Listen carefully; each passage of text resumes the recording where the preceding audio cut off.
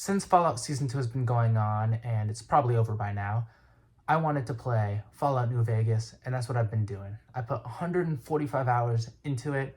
I only played like maybe 8 hours before a couple years ago, didn't get too far.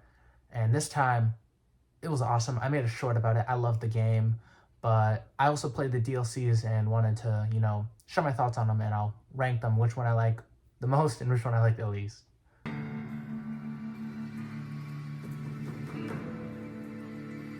Starting with Dead Money and then going in release order, I really loved Dead Money. I thought it was super fun, a really nice challenge. I liked being stripped of my gear and then, having to loot, kill the ghosts, and survive the poison cloud and worry about the bomb collar. And honestly, the bomb collar didn't really annoy me too much. I was like looking up on like Reddit, and people were saying, "Oh yeah, the bomb collar like was really annoying." But honestly, I didn't die by it too often, and a lot of the times it was when I went exploring for a really long time and didn't come back to the spot I knew was safe. I just kept walking, maybe like, oh, I'll find another one, and then I blew up. That's like the only times I died to it, and I had always to make sure to save when I was about to go do something like that, and so I didn't really have any trouble with it. The poison cloud also I didn't find to be that annoying, especially because you could heal in the middle of it. So I would just spam, stim packs or whatever food I had to get myself back up. One of my favorite things about Dead Money was just the vibe of it, the atmosphere. It felt almost supernatural with the poison cloud and the red skies and the Sierra Madre looming over the villa. It just gave me a vibe that like the other 3 DLCs didn't, and I really enjoyed that. And the red sky kind of reminded me of Batman the Animated Series. That was my first thought. What annoyed me most was exploring the villa. It all looked the same, and so I would get easily lost for minutes, and I could not figure out how to get out of there. And so it would always take me a long time if I was looking for something. Like, I'd look for like the Dean Domino cases, I'd look up on a map of them, and I'd try to find it. And I'd end up taking like 15 minutes just to find one, and then 15 minutes to get out of there. It's a bit of an exaggeration, but yeah, it was just the villa all looked the same, so it was super confusing, but when getting to the Sierra Madre, that was easy to navigate. My other favorite thing about this DLC was the characters. I think this one has the strongest characterization. I loved all of them. Dean Domino, Dog Slash God, Christine, and Father Elijah. They're all just super interesting, and I loved talking to them, learning about their backstories, and getting hints about what's to come in the DLCs. And that kind of plays into the next thing. I also loved learning the Sierra Madre lore, Sinclair, Dean Domino, Vera Keys. I just thought it to be all really interesting. The combat was also super fun. I loved having to scrounge for guns, for ammo. It just felt like a real survival challenge.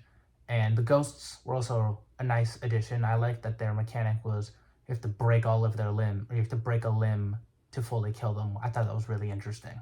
And overall, as I said, I loved this DLC. The story was really interesting. The characters super interesting. The atmosphere, the vibe, super interesting. And honestly, I think I would put this number 2. It's a little bit, I think it's interchangeable with what I'm gonna put above it.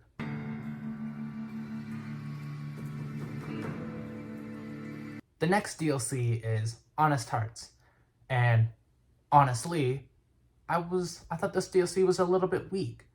The story was, I guess, simple is the way I describe it, because you're helping the tribes of Zion, and you can either help them leave or fight for their homeland. I think it's not a bad story, it's just super simple, and none of the characters are really that interesting except Joshua Graham. I thought he was awesome. I loved his backstory, but also he looked super cool with all the bandages on him. And having him know Caesar just, I think, elevated his character. The second thing that I really loved about this DLC was the survivalist logs, learning about how his reaction to the Great War and finding his home after it's been wrecked, and just everything about him and learning about him, and then finding his body. I thought it was just really nice. It was really awesome, and it's just such a good way. I think it's like the best it's a really good example of environmental storytelling and just how much emotion they can convey into these logs. Exploring Zion was super fun. I didn't get confused as I did exploring the villa and Dead Money, but sometimes I would had a little bit of trouble like figuring out like what hill, like little jump I could get over. And I mean, if I jumped enough, I would get over it. But like when trying to find the survivalist body, I'm blanking on his real name, but when trying to find his body, like I couldn't figure out how to get it up there, and I kind of just like jumped my way. I don't know if that was the way, but it's how I got up there. I do think Honest Hearts offers a different challenge compared to Dead Money. Having to take a weight of 100 or below, I thought was a good way of making it different, and really having to pick and choose what I want is super hard because I carried so many weapons on me. It took me a long time to figure out what I wanted to take and what I wanted to not take. Overall, the combat was fun. I liked fighting the White Legs and fighting all the other creatures in Zion. I felt like the companion perks in like Dead Money, those were pretty useful. But in Honest Hearts here, I really did not know what they do. I could not care what they did. They felt like they did nothing. So I don't even know what they were. But overall, this DLC is a step down for me. I still really enjoyed it. And I think I would have to put it right now at number 3, just below Dead Money.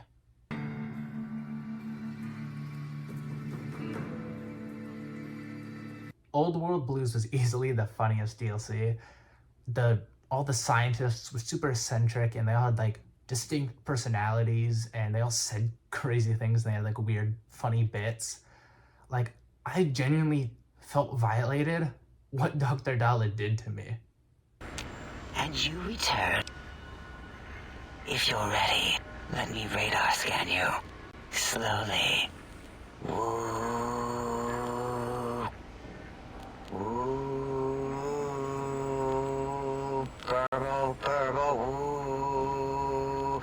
Bloop, bloop, bloop. Purple. Ba, ba, bloop. Ba, ba, bloop. Bloop. Whew. Last little bit there. Thank you, lobotomite. Please, you must come back for further study when I've had a rest. I'm a little sensitive right now. All the appliances having personalities I thought was hilarious and contributes to the overall vibe of Old World Blues, which is like a sci-fi kind of thing, especially with all the scientists having put their brains in these robot bodies and all the lobotomites and just the robo-scorpions. I think it contributes to that sci-fi vibe. But it was also just really funny. I think the toaster and Muggy were probably my favorite, but like the seed harvester one, the jukebox, they all just had unique personalities, and like the light bulbs they were beefing, or the light switches, I thought that was funny.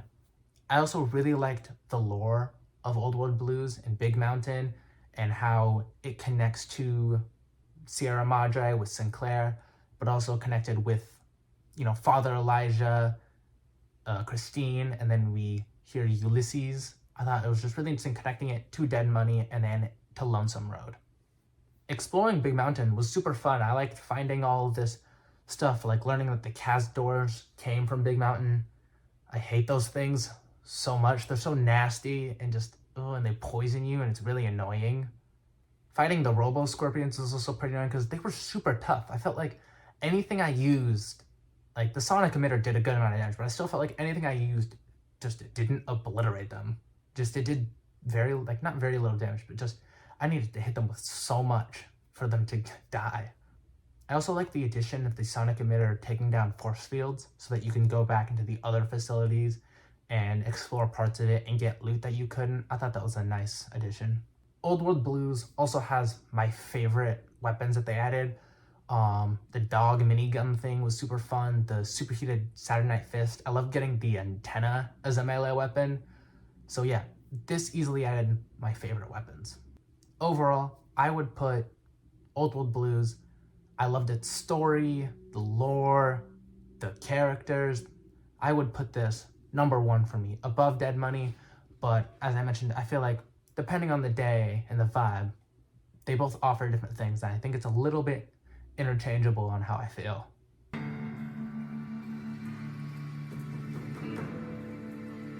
So going into Lonesome Road, I was super excited to learn about the backstory of Courier 6, his relationship with Ulysses, what that's all about. And honestly, I was disappointed.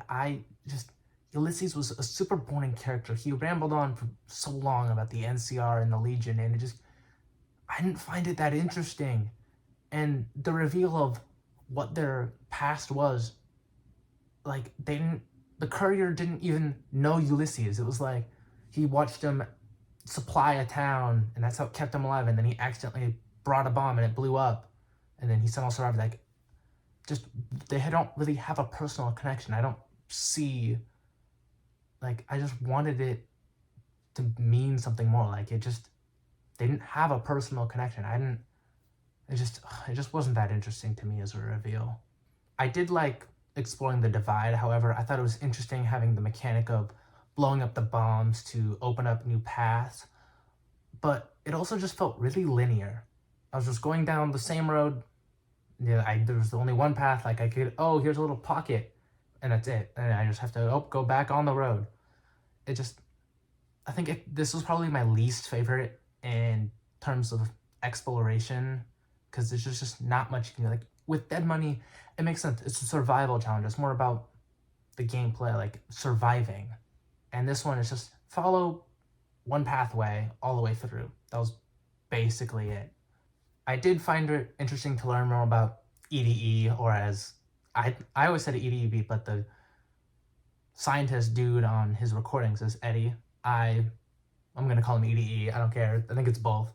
But yeah, I just found his backstory to be super interesting, and it made me care about him. And at the end, I don't want to say used, but Edie, sacrificed himself, and I actually got kind of sad. I didn't want him to blow up, but luckily there was, the original copy was out there in the wasteland in the Mojave, so it wasn't horrible. It could have been worse, but like, I was still super sad that he got blown up. I did also think that the tunnelers, I thought those were pretty cool, and just, they felt nasty. Like, the wasteland created that, radiation created that. It just, ugh. I didn't kill Ulysses. I feel like, maybe I should have. I kind of want to kill him now that I'm thinking about it. I wish I went back and just used that giant, like, whatever, the shoulder-mounted gun. I love that gun. That gun was awesome, and just took it to him. But I didn't, because couriers don't harm other couriers. So by process of elimination, Lonesome Road is going at the bottom. I originally had it in 3, and I had Honest Hearts at the bottom. I feel like those are interchangeable, but I was just more disappointed with Lonesome Road, with all the stuff that had been built up, and it just was that. Like, it wasn't horrible. I thought it was really interesting exploring the divide and it being a place untouched, like, by the wasteland almost, kind of, but it still got blown up anyways. It was like, it felt more pre-war out of anything. I mean, Sierra Madre felt more pre-war. I don't know, Lonesome Road was just super disappointing. It's like, not bad at all. I still liked it. It's just, I feel like it could have been better and didn't live to what I was expecting after playing all these DLCs. If you made it this far, thank you for watching. Let me know if you agree or disagree with my ranking. It's 3 and 4 interchangeable, so are 1 and 2. I would never put Old World Blue or Dead Money below 2, though. They are going to be in 1 and 2. Just, I would flip-flop them maybe. Same with the bottom 2. But yeah, overall, I really love these DLCs. Super fun. I'm currently playing Fallout 3 again because I've played it before. Barely any of it. I'm really diving deep in this time, and I'm going to play the DLCs, and I'll probably make a video about those. But yeah, if anyone watches it, thank you.